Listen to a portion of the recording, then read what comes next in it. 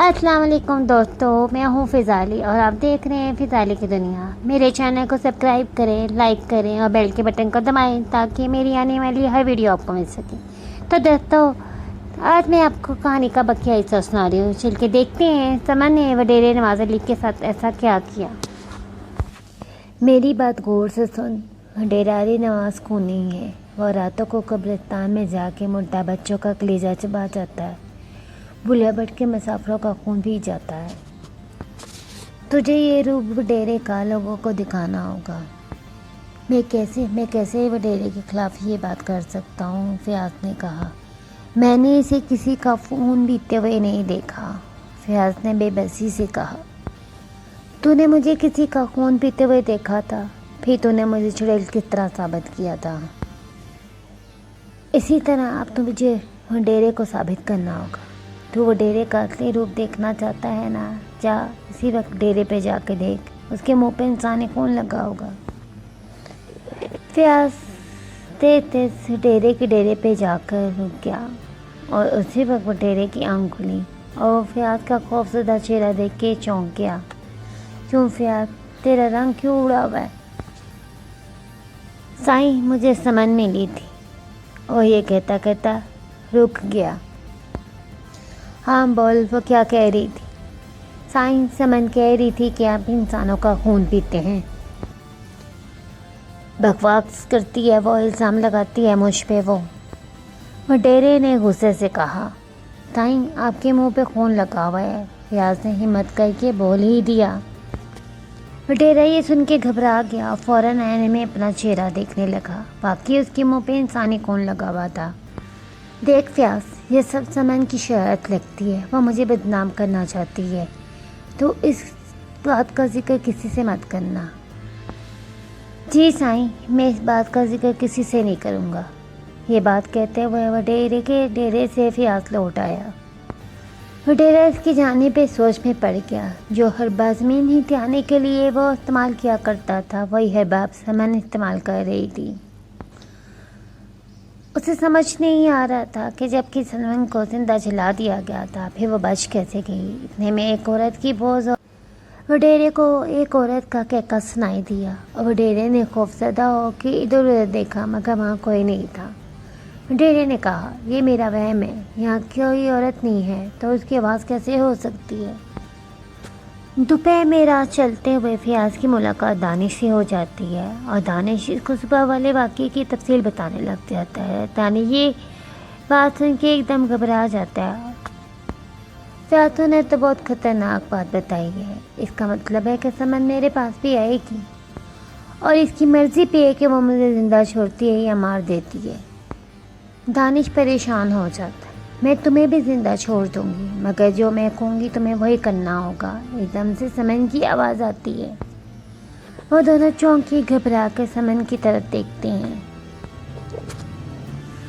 تم زندہ کیسے ہو؟ تمہیں تو جلا دیا تھا نا، جلا کے مار دیا گیا تھا، تم زندہ کیسے بچ گئی؟ دانش نے کہا اور ایک دم سے اس کی انگلیاں بن جاتی ہیں۔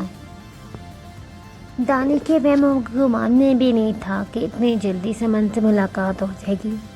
دانش، تم مجھ جیسی عورت سے ڈر رہے ہو؟ تم تو بہت بہادر تھے نا۔ مجھے وڈیرے علی نواز سے انتقام لینا ہے اور جب تک میں اپنا انتقام نہیں لے لیتی میری روح کو سکون نہیں ملے گا، سمن نے کہا۔ ہمیں کیا کرنا ہوگا؟ دانش نے کہا۔ تمہیں وہی سب کرنا ہوگا جو تم نے میرے بات کیا تھا، میرے بارے میں پورے گاؤں میں من گھڑ کسے پھیلائے تھے، وہی سب کچھ تمہیں وڈیرے علی نواز کے خلاف کرنا ہوگا۔ وہ خونی ہے، وہ راتوں کو قبرستان میں جا کے مردہ بچوں کا کلیجہ چبا جاتا ہے۔ اگر کوئی بھولا بھٹکا مسافر گاؤں میں آ جائے تو اس کا خون پی جاتا ہے۔ تمہیں یہی سب باتیں گاؤں والوں کو بتانی ہوگی۔ سمن، تم جیسا کہوگی ویسا ہی ہوگا، فیاض نے کہا۔ یہ کام بہت مشکل ہے، مگر ہم یہ کام ضرور کریں گے کیونکہ ہمیں بھی دنیا میں رہنا ہے، دانش نے کہا۔ شاباش، تم دونوں بہت سمجھدار ہو۔ جتنے لوگ میری بربادی میں شامل تھے ان سب سے کہہ دو یہ من گھیر قصے وڈیرے علی نواز کے خلاف پورے گاؤں میں پھیلانے ہوں گے۔ جو میرے بارے میں بیان کرتے تھے، ورنہ انجام بہت بھیانک ہوگا۔ سمن بہن، ہم وہ سب کہہ دیں گے۔ سمن کو جب یقین ہو گیا کہ جیسا میں چاہتی ہوں ویسا ہی ہوگا تو وہ غائب ہوگی۔ اس کے غائب ہونے پہ وہ دونوں پرسکون ہو گئے۔ سمن جیسا چاہ رہی تھی وہ ویسا کرنے پہ مجبور تھے۔ ایسے عمل سے وڈیرے علی نواز کے ناراض ہونے کا خطرہ تھا، پر ان لوگوں کو اپنی جانیں بھی عزیز تھی۔ چھوٹا سا گاؤں تھا، وڈیرے کے خلاف جو بھی یہ لوگ کہہ رہے تھے وہ چھپ نہیں سکتا تھا۔ بہت جلدی یہ باتیں وڈیرے تک پہنچ گئی تھیں۔ وڈیرے کی سمجھ سے باہر تھا کہ جو لوگ میرے سامنے سر نہیں اٹھا سکتے تھے وہ میرے خلاف کیسی کیسی باتیں کر رہے ہیں۔ وڈیرے نے ایک دن غصے میں آ کے پورے گاؤں والوں کو جمع کیا اور انہیں سختی سے منع کیا، مگر کوئی بھی وڈیرے کی باتوں میں نہیں آ رہا تھا۔ ایک رات وڈیرا غصے میں اپنے کمرے میں ٹہل رہا تھا کہ اسے ایک عورت کی ہنسی کی آواز سنائی دی۔ اس نے چونکی ادھر ادھر دیکھا مگر کوئی نہیں تھا۔ وڈیرے نے اپنا وہم جانا اور مخلص ہو گیا، مگر وڈیرے کو ایک دم سے پھر ایک عورت کی ہنسی کی آواز آئی اور سمن نے کہا، کیا بات ہے، بہت پریشان نظر آ رہے ہو۔ تم زندہ کیسے بچ گئی؟ تمہیں تو جلا دیا تھا نا، اور یہ سب تم میرے خلاورے میں شرارت کرتی پھر رہی ہو، تم لوگوں کو میرے خلاف ورگا رہی ہو، کیوں؟ تم کیا چاہتی ہو؟ ہاں، یہ سب میں کر رہی ہوں کیونکہ میں چاہتی ہوں جس طرح مجھے زندہ جلا کے مار دیا تھا تم نے، اسی طرح تمہیں بھی زندہ جلا کے مار دیا جائے۔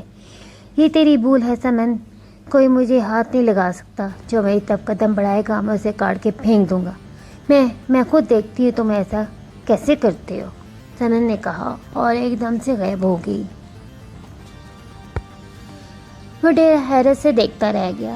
پھر کچھ دن بعد گاؤں میں عجیب و غریب واقعہ ہونے لگے۔ جو ہی مسافر بھولا بھٹکا رات کو گاؤں میں نکل آتا تو صبح اس کی لاش ملتی تھی۔ لوگوں نے خوف زدہ ہونے لگے اور اس خوف سے لوگوں نے گھروں سے نکلنا چھوڑ دیا۔ ایک کل صبح گاؤں والوں نے دیکھا کہ ایک شخص کسی بچے کی قبر میں گھسا ہوا ہے اور آہ محسوس ہونے پر فوراً ہی باہر نکل آیا۔ وہ کوئی اور نہیں، وڈیرا علی نواز ہی تھا۔ اس کے منہ پہ انسانی خون لگا ہوا تھا۔ وہ ایک دم سے سب کو اپنے سامنے پا کر بھاگ نکل کھڑا ہوا۔ لوگوں نے جب قبر میں دیکھا تو ایک دم سے گھبرا اٹھے۔ ابھی صبح ہی تو ایک چراغ کے بیٹے کی میں یہ دفن کی تھی، آج وڈیرے نے اس کا خون پینے سے اس کی گردن ادھیڑ کے رکھ دی تھی۔ یہ منظر دل دلا دینے والا تھا۔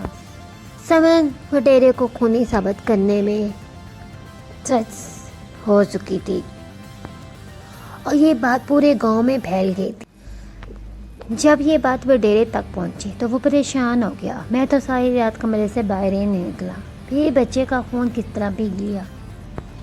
یہ ضرور سمن کی چال ہے، وہ مجھے خونی ثابت کرنا چاہتی ہے۔ اس نے میرے روپ میں اپنی کارروائی کی ہے۔ اس نے غصے سے اپنے ہاتھوں کو دیوار پہ مارا۔ میں صبح ہی شہر جاتا ہوں اور جا کے اس عالم بابا سے رابطہ کروں گا، سمن کی روح کو باہر نکال کروں گا۔ یہ سوچتے ہوئے وہ پلنگ پہ لیٹ گیا۔ اچانک ہی اس کو شور سنائی دیا اور وہ گھبرا گیا۔ یہ شور کیسا ہے؟ وہ ایک دم حویلی سے باہر بھی نکلا تو کیا دیکھتا ہے کہ بہت سے لوگ جو ہیں وہ حویلی کی طرف آ رہے ہیں۔ ان کے ہاتھوں میں ڈنڈے ہیں اور ڈنڈوں کے اوپر آگ جل رہی ہے۔ وڈیرا علی نواز چیخ کے بولا، کیا بات ہے، کیوں شور مچایا ہوا ہے اور کس طرح جمع ہو کس طرف آ رہے ہو؟ تمہارا پول کھل چکا ہے، تم ایک خونی ہو، گاؤں والوں نے کہا۔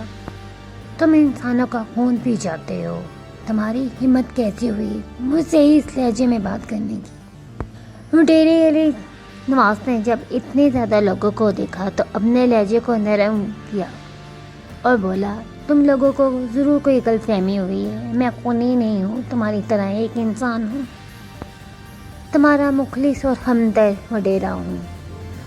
سمن کی روح جو جل کی ہے وہ انتقام لے رہی ہے، وہ گاؤں والوں کا خون پی جائے گی،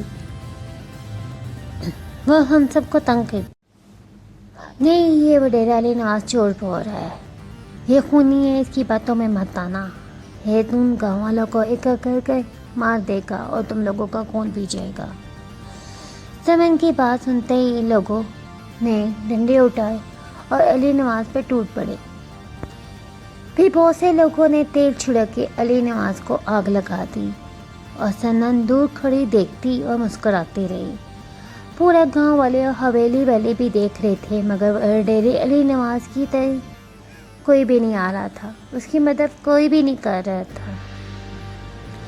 سمن نے دیکھا جیسے ہی علی نواز جل کے راکھ ہو گیا ہے تو وہ ایک دم سے غائب ہو گئی، شاید اس کی روح کو سکون مل گیا تھا۔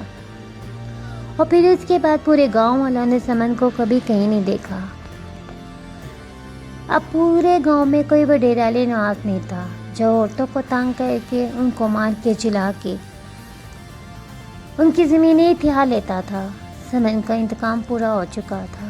تو پیارے دوستو، آپ کو میری کہانی کیسے لگی؟ اپنی رائے کا اظہار ضرور کیجیے گا۔